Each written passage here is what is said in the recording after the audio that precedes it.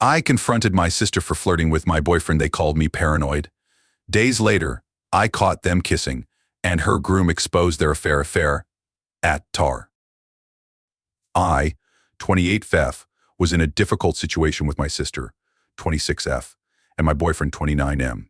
My sister's wedding was coming up, and I noticed she was acting strange around my boyfriend. It wasn't anything obvious at first, just little things that made me uncomfortable. It started with small comments. My sister would say things like, "Wow, you're so funny," to my boyfriend's jokes, even when they weren't that great. She laughed a bit too hard at everything he said. I tried to brush it off at first, thinking maybe she was just being extra friendly because of the wedding excitement. But then I noticed more. She started finding reasons to touch him casually, a hand on his arm when talking, or bumping into him accidentally when walking past. It was subtle, but it was there. I saw her eyes lingering on him a bit too long when he wasn't looking. It made my stomach churn. I tried to talk to my boyfriend about it. One night, after we got home from a family dinner where my sister had been particularly flirty, I brought it up. "Did you notice how Sarah was acting tonight?" I asked him. He looked confused. "What do you mean?" I explained what I had seen, the laughing, the touching, the looks. He listened, but then he just shrugged. "I think you're reading too much into it," he said. "She's probably just excited about the wedding. It's harmless." But it didn't feel harmless to me. I couldn't shake the feeling that something was off. I decided to keep a closer eye on things, hoping I was wrong. The next few weeks were tense.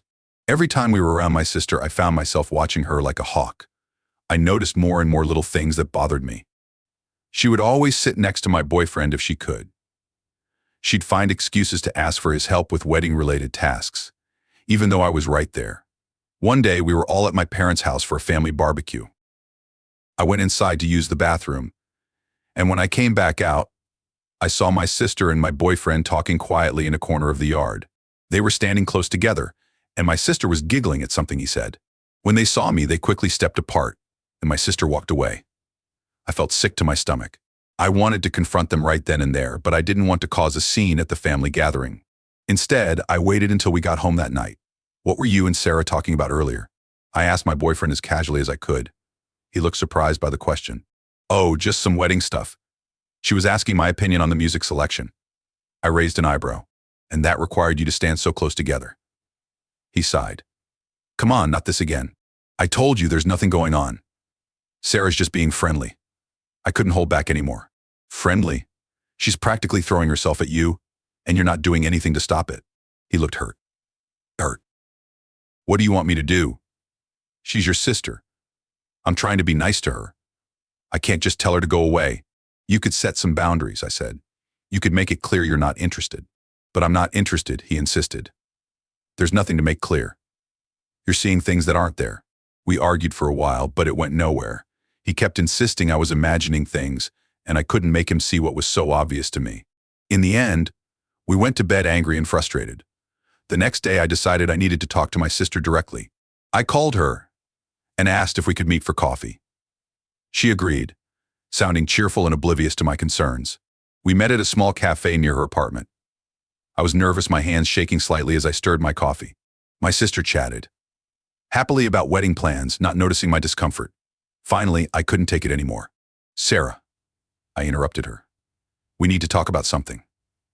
She looked at me, surprised by my serious tone. "What's wrong?" I took a deep breath. "I've noticed how you've been acting around Tom lately," I said, referring to my boyfriend. "The flirting, the touching, the way you look at him. It needs to stop." Her face went through a range of emotions: surprise, confusion, then anger. "What are you talking about?" she demanded. "I haven't been flirting with Tom." "Yes, you have," I insisted. "Maybe you don't realize you're doing it, but you are, and it's making me very uncomfortable." She laughed, but it wasn't a happy sound. "You're being ridiculous. Tom's practically family." "I'm just being friendly. It's more than that," I said. "You're always finding excuses to be near him, to touch him.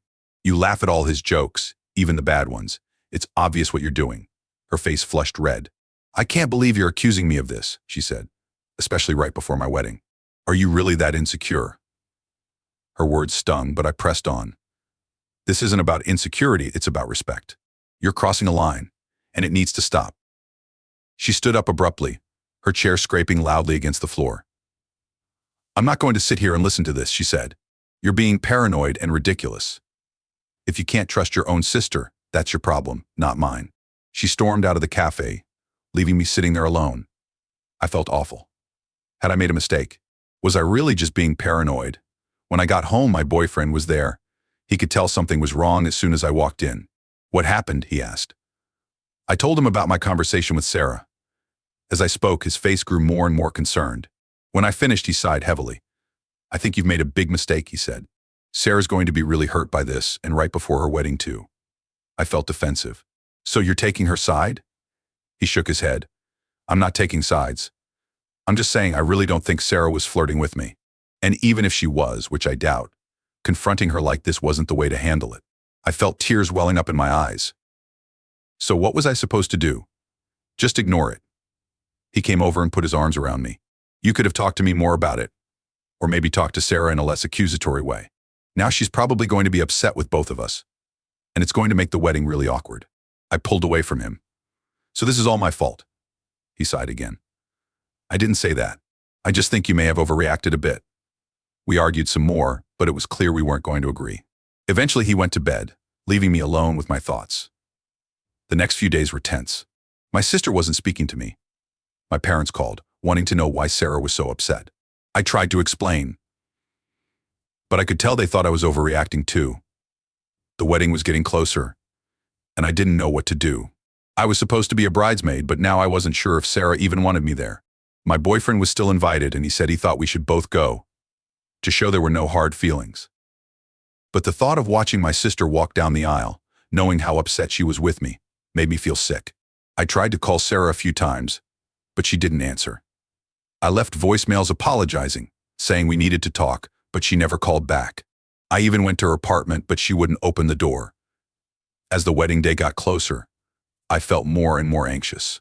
My boyfriend kept telling me to relax, that everything would blow over, but I wasn't so sure.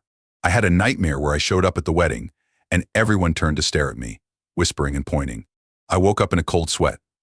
Update: things got worse after my confrontation with Sarah. She told our mom about my accusations, and Mom was furious with me. She called me, yelling about how I could be so selfish and paranoid right before Sarah's wedding. How could you accuse your own sister of such a thing? She demanded. I tried to explain my side, but she wouldn't listen. She told me I needed to apologize to Sarah immediately and fix this mess.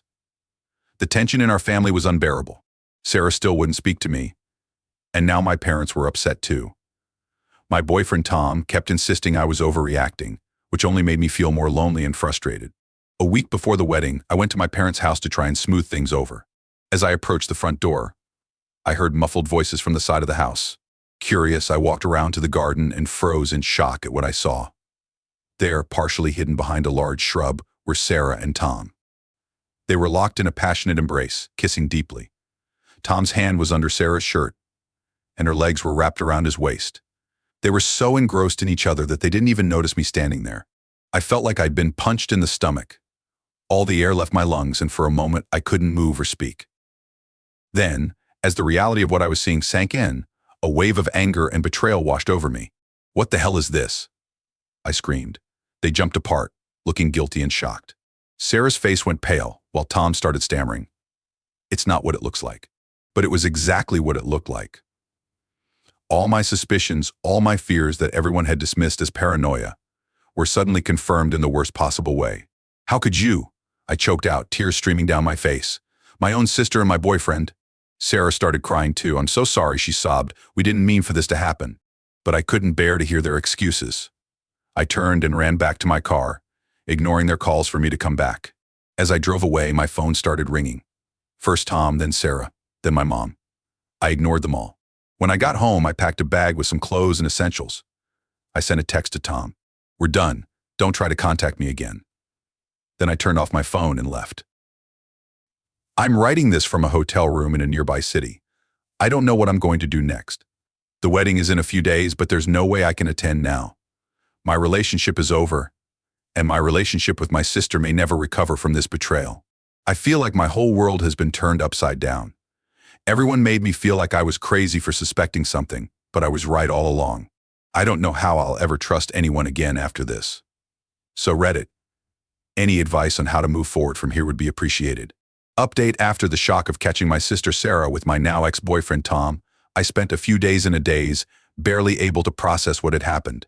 My phone was flooded with messages and missed calls from both of them, as well as from my parents, but I couldn't bring myself to respond. Eventually, I realized there was one person who deserved to know the truth. Mark, Sarah's fiancé. With a heavy heart, I called him.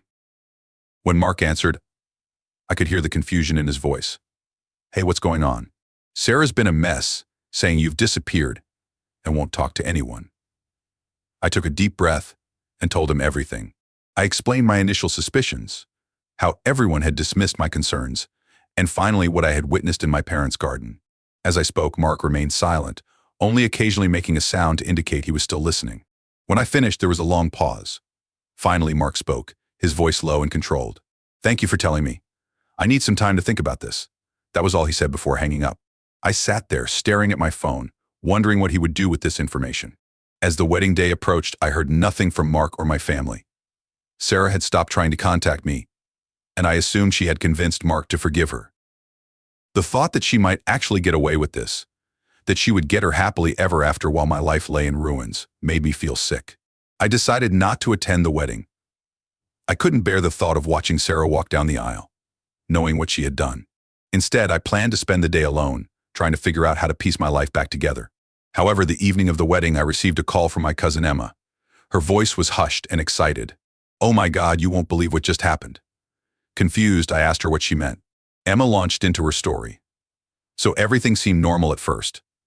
Sarah looked beautiful in her dress, and Mark was standing at the altar.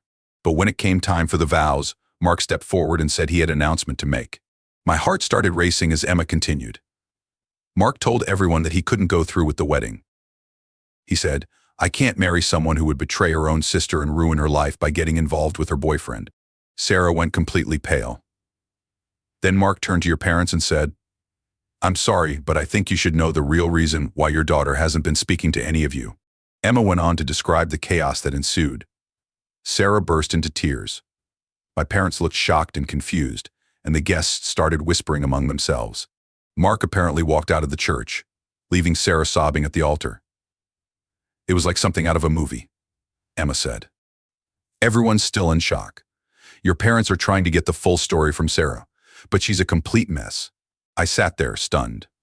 Part of me felt justified that the truth had finally come out, but another part felt sad for the pain this would cause my family. Are you okay? Emma asked when I didn't respond. I don't know, I answered honestly. I never wanted it to end like this. After talking to Emma for a bit longer, I hung up and sat in silence, trying to process everything. The truth was out, but at what cost? My relationship with Tom was over, my bond with Sarah was shattered, and now my entire family was in turmoil. I realized that while the truth had come to light, it didn't magically fix everything. I still had a long road ahead in terms of healing and rebuilding trust, but for the first time since this whole ordeal began, I felt a small sense of relief. At least now I could start to move forward without the weight of unspoken truths holding me down. As for what comes next, I'm not sure. I know I'll need to face my family eventually, but for now I'm taking it one day at a time. If nothing else, this experience has taught me the importance of trusting my instincts and standing up for myself, even when others doubt me. To those who supported me through this ordeal, thank you. Your words of encouragement meant more than you know. And to those in similar situations, remember, trust your gut, and don't let anyone gaslight you into doubting your own perceptions.